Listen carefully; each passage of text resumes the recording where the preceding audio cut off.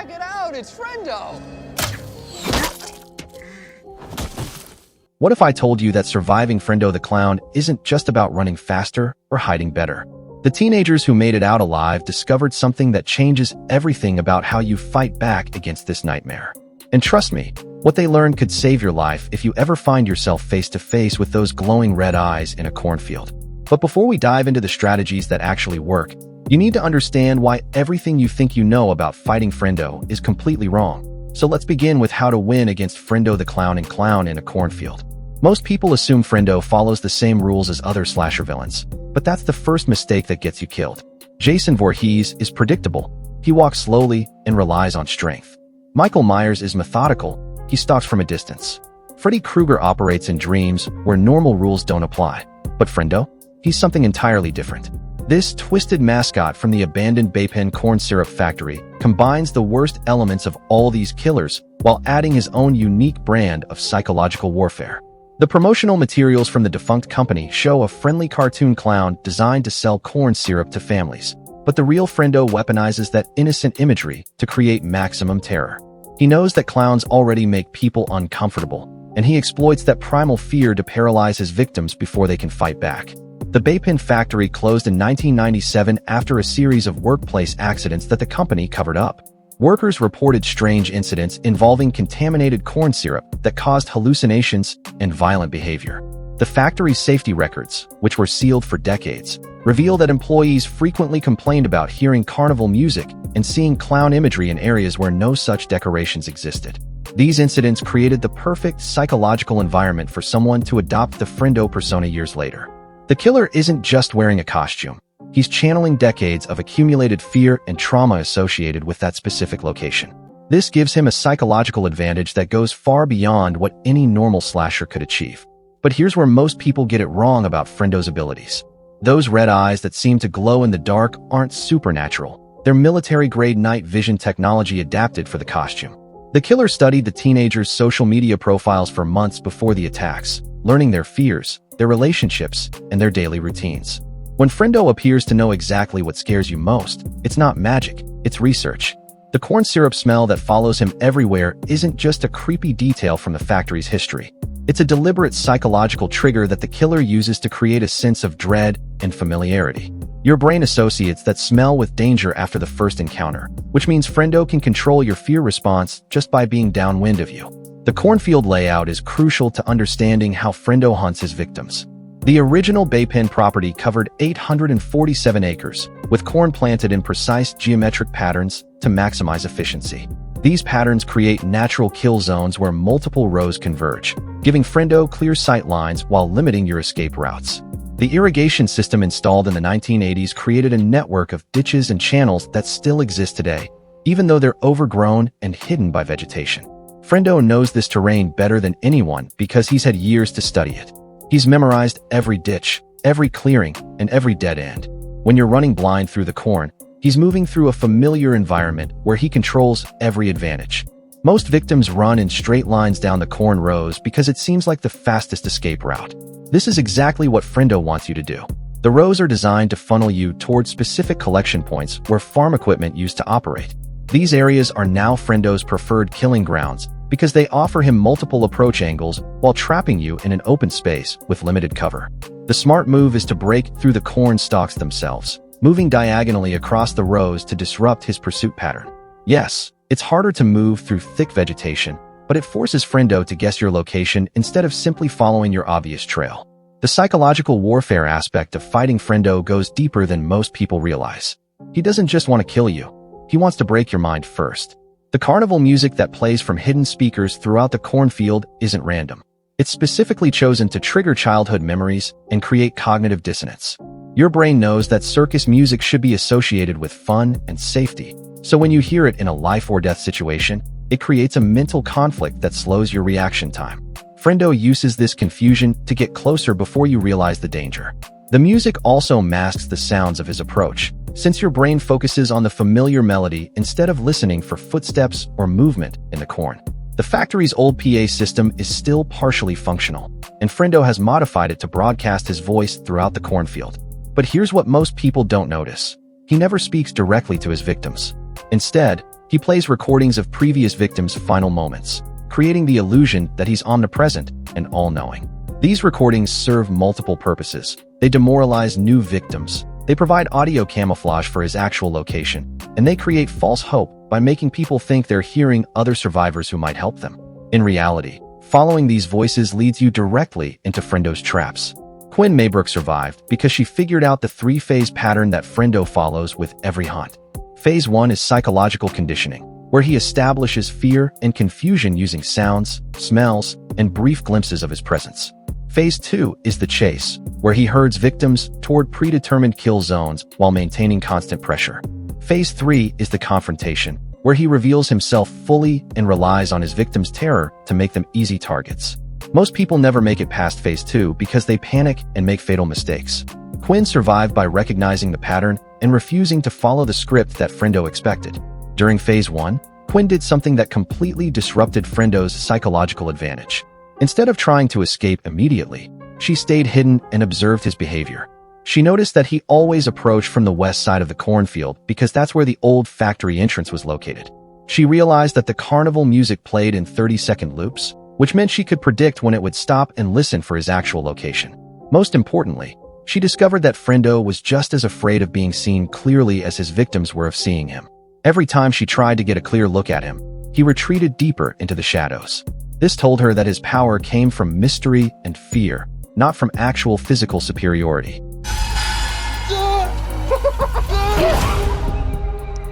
Hey, Ginger! You okay? The weapon selection is where most people fail completely.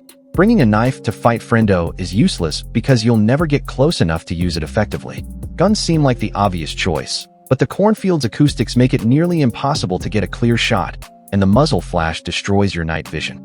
The survivors who made it out used improvised weapons that Frendo couldn't predict or counter. Quinn used a combination of flares for lighting, a portable radio to create audio confusion, and most importantly, a smartphone to record everything. The documentation was crucial because it proved that Frendo was human, not supernatural, which gave her the confidence to fight back instead of just running. The scarecrow posts scattered throughout the cornfield aren't just decoration. They're strategic observation points that give you a massive advantage if you know how to use them. These posts are positioned to give farmers a clear view of the entire field, which means they also give you a clear view of Frendo's approach routes. The posts are sturdy enough to support an adult's weight, and they're tall enough to put you above the corn canopy. From this elevated position, you can see Frendo's location while remaining invisible to him. The key is moving between posts using the irrigation ditches as cover, creating a network of safe zones that let you track his movements without exposing yourself. But here's the crucial detail that changes everything about cornfield navigation. The original property surveys from 1985 show that the corn rows run in two different directions depending on which section of the field you're in. The northern section runs north-south, while the southern section runs east-west. This creates a crossroads area in the center where the two grid patterns meet. Frendo uses this area as his hunting ground because most people get disoriented when the rows suddenly change direction. If you know about this layout beforehand, you can use the crossroads to your advantage by doubling back and approaching Frendo from behind while he's expecting you to continue running in the same direction. The factory building itself holds the key to defeating Frendo permanently. The structure is still partially intact, with the main production floor, the administrative offices, and the underground storage areas all accessible if you know where to look. Frendo has turned the factory into his base of operations, which means all his equipment, spare costumes, and psychological warfare tools are stored there. The building's electrical system was never fully disconnected, so there's still partial power to certain sections. This gives you access to lighting, communications equipment, and most importantly, the factory's security cameras that can show you Frendo's location throughout the cornfield. The administrative offices contain personnel files from the factory's final years of operation, including psychological evaluations of employees who reported strange incidents. These files reveal that the Frendo persona was based on a real employee named Frederick Endo, who worked in quality control and had a documented history of violent behavior. Endo disappeared 3 days before the factory closed, and his body was never found. The current Frendo killer is likely someone who discovered Endo's story and decided to continue his legacy. Understanding this background gives you psychological ammunition to use against him. He's not an original monster, just someone copying a dead man's twisted fantasy. The underground storage areas beneath the factory contain the original Frendo costume and promotional materials, along with evidence of the killer's planning and preparation. These areas are connected to the cornfield through a series of maintenance tunnels that Frendo uses to move unseen between different sections of the property. The tunnels are narrow and poorly lit, which seems like a disadvantage, but they're actually your best chance of trapping Frendo in a confined space where his psychological advantages don't work. In the tunnels, he can't use sound to disorient you. He can't disappear into shadows, and he can't rely on the cornfield's layout to confuse your sense of direction. The most shocking discovery in the underground areas is evidence that there have been multiple Frendo killers over the years. The costume has been modified and repaired multiple times, suggesting that different people have worn it. DNA evidence found on various costume pieces indicates at least 3 different individuals have played the role. This means that defeating one Frendo doesn't guarantee your safety. There might be others waiting to take his place. But it also means that the Frendo identity is just a role that regular people are playing, not a supernatural entity with impossible powers. Group dynamics become crucial when you're dealing with multiple potential Frendo killers. The survivors who made it out discovered that Frendo's behavior changes dramatically when he's outnumbered. Against a single victim, he's patient and methodical, using psychological warfare to break them down slowly. Against multiple victims, he becomes aggressive and reckless, trying to eliminate threats quickly before they can coordinate their defense. This aggressive behavior makes him vulnerable to counterattacks because he abandons his careful planning in favor of direct confrontation. The key to group survival is establishing clear communication without giving away your positions. The survivors developed a system using smartphone flashlights to send coded messages between team members. A single flash meant Frendo spotted, 2 flashes meant safe to move, and 3 flashes meant emergency assistance needed. This system let them coordinate their movements and share information about Frendo's location without using their voices. They also discovered that splitting into pairs was more effective than staying together as a large group, because it forced Frendo to choose between multiple targets and prevented him from trapping everyone in the same location. That's right. A little drop of vape pen makes everything better. Just take it from Frendo. The most effective group tactic involves using one person as a decoy while others move to strategic positions. The decoy doesn't try to outrun Frendo. Instead, they use the carnival music timing to predict his movements and stay just out of reach while making enough noise to hold his attention. Meanwhile, the other team members move to elevated positions on the scarecrow posts or find weapons in the factory building. The goal isn't to fight Frendo directly, but to control the battlefield and force him into a position where he can't use his advantages. Lighting is absolutely critical to defeating Frendo, but not in the way most people think. Bright lights don't scare him away, they just change his tactics. Frendo is most vulnerable in moderate lighting conditions where you can see him clearly, but he can't hide in complete darkness. Flares work better than flashlights because they create widespread illumination that's hard to avoid, and they last long enough to complete your tactical objectives. The survivors learned to use flares strategically, placing them at key locations to create safe zones and force Frendo to approach from predictable directions. The factory's power grid can be reactivated using the emergency generators in the basement. These generators were designed to run essential systems during power outages, including the security cameras, the PA system, and the exterior lighting. Once you have power, you can use the security cameras to track Frendo's movements throughout the cornfield and the factory building. The PA system becomes a weapon when you control it. You can broadcast sounds to confuse Frendo and draw him away from your actual location. The exterior lighting eliminates his ability to hide in shadows and forces him to move through illuminated areas where you can see him coming. But here's the ultimate psychological weapon against Frendo: documentation. The killer's power comes from mystery and fear, so recording everything on your smartphone destroys his advantage. When you have clear video evidence that he's just a person in a costume, the supernatural terror disappears. The survivors who made it out all recorded their encounters with Frendo, and the footage shows him stumbling, getting winded from running, and making very human mistakes. These recordings prove that Frendo wasn't an unstoppable force. He was just someone who had been allowed to operate in darkness for too long. The final confrontation with Frendo always happens in the factory's main production floor, where he feels most comfortable and powerful. This is where he keeps his trophies from previous victims and where he performs his twisted rituals. The production floor is filled with old machinery that creates perfect hiding spots and ambush points. But it's also where Frendo is most vulnerable because he becomes territorial and predictable. He'll always try to drive you toward the center of the room where a large corn syrup vat dominates the space. This vat is his preferred killing ground, but it's also where you can turn the tables on him. The corn syrup vat is still partially filled with the contaminated product that caused the original workplace incidents. The syrup has fermented over the decades, creating toxic fumes that affect judgment and coordination. Frendo has built up a tolerance to these fumes, but they'll still impair his abilities if he's exposed to high concentrations. The survivors discovered that they could use the factory's ventilation system to concentrate these fumes in specific areas, creating zones where Frendo's coordination and reaction time were significantly reduced. The most important thing to understand about the final confrontation is that Frendo expects you to be terrified and helpless when you face him. His entire identity is built around being the source of ultimate fear. When you refuse to be afraid, when you approach him with confidence and documentation, his psychological foundation crumbles. The mask that seems so terrifying in the cornfield becomes just a piece of latex and fabric. The voice that commanded such authority through the PA system becomes just another person trying to sound scary. The presence that felt supernatural and unstoppable becomes obviously human and fallible. Quinn Maybrook's victory came when she realized that Frendo was more afraid of being exposed than she was of being killed. During their final confrontation, she didn't try to fight him physically. Instead, she live-streamed the entire encounter on social media. The knowledge that thousands of people were watching destroyed Frendo's power completely. He couldn't maintain his terrifying persona while being broadcast to the world, and without that persona, he was just Frederick Endo's sad imitator wearing a deteriorating costume in an abandoned factory. The aftermath of Quinn's victory revealed the full scope of the Frendo conspiracy. The live stream led to a police investigation that uncovered evidence of multiple killers using the Frendo identity over a span of 15 years. The investigation also revealed that local authorities had covered up several disappearances to protect the town's reputation and tourism industry. The cornfield killings weren't random acts of violence. They were part of an organized effort to create fear and maintain control over the local population.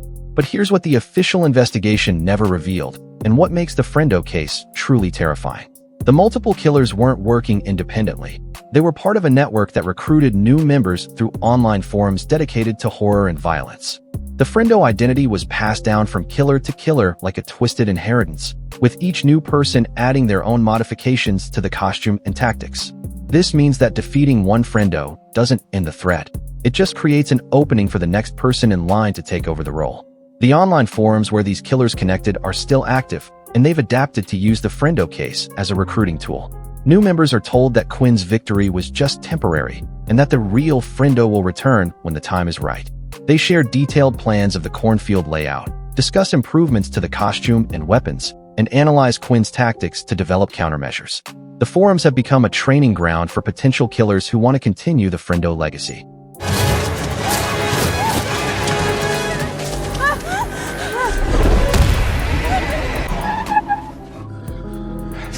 Dark! The most disturbing aspect of the Frendo network is how they've turned the survival story into part of their mythology. They claim that Quinn didn't really defeat Frendo. She just forced him to evolve. The new killers study her tactics and develop strategies specifically designed to counter them. They've modified the cornfield layout to eliminate the advantages she used. They've upgraded their equipment to defeat smartphone documentation, and they've changed their psychological approach to account for victims who might not be afraid. This evolution of the Frendo threat means that the tactics that worked for Quinn might not work for future victims.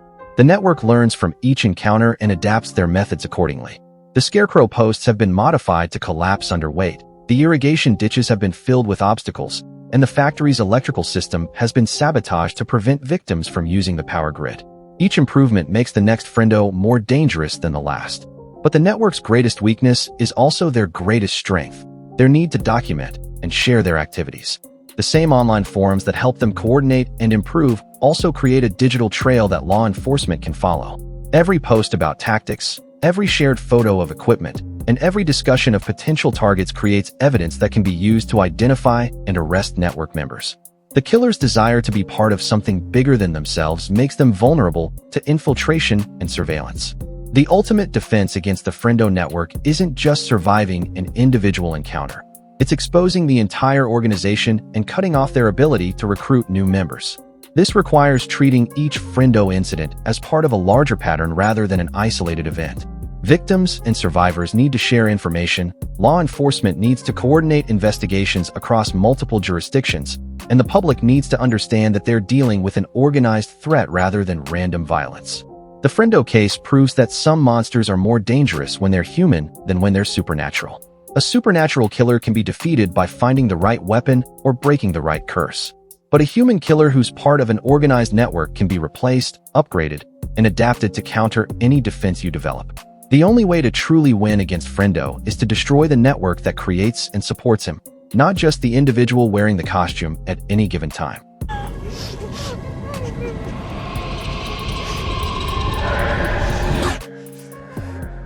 So when you ask how to win against Frendo the Clown, the answer isn't just about surviving a cornfield encounter. It's about understanding that you're fighting an idea that's been weaponized by real people with real resources and real connections.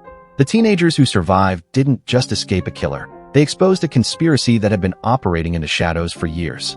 Their victory wasn't complete until they destroyed the network that made Frendo possible in the first place. And that's the real lesson of the clown in a cornfield. Sometimes the most effective way to defeat a monster is to prove that it was never really a monster at all, just people pretending to be something more powerful than they actually are. If this video just saved your life in a cornfield, smash that like button and let me know in the comments what other horror villains you want survival guides for. Subscribe and hit the bell because I'm dropping more life-saving horror breakdowns every week that could mean the difference between becoming a victim and becoming a survivor. And remember, share this with your friends because when it comes to organized killers like the Frendo network, the more people who know these tactics, the safer we all are.